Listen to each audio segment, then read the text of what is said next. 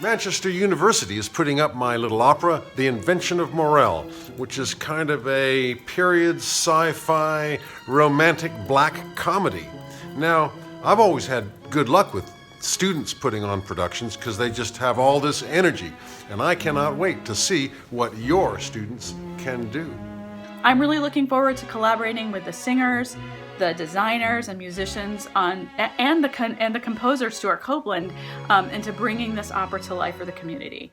It's a special opportunity for the students to get to work with the composer and a stage director from the Met. Stewart's compositional language is really interesting. This is not a rock opera.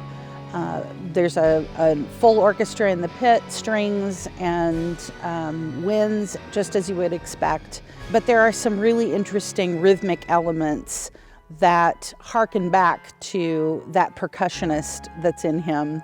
I'm Clayton Markham and I'm playing the role of Morel. Morel is a little bit of a crazy genius. He's very smart and he creates this remarkable machine that in essence captures the woman that he loves and preserve her so he can always have her. My name is Emily Lynn and I'm playing the role of Faustine. Faustine is among the many tourists on the island and she's seen a lot with Morel, the inventor.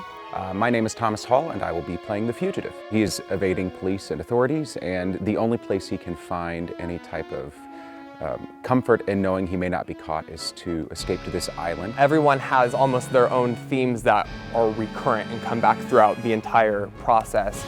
And while I may have somewhat of an aria, it plays into this greater picture that's connected to each other character.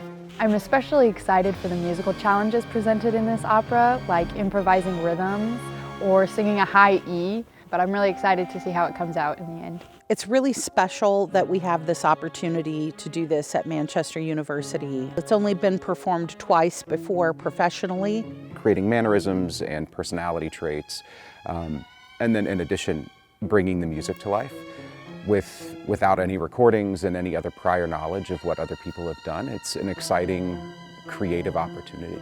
The opera is actually taking place on the Ford stage at the Honeywell Center in Wabash, and I've performed there a number of times for choirs and shows and all different types of things, and especially as a singer acoustically, it's an incredible space. There's a lot of motion, a lot of forward motion and momentum in this piece. The voices are just gorgeous together, and I cannot wait for the audience to hear that sound filling the room and resonating throughout the Honeywell Center.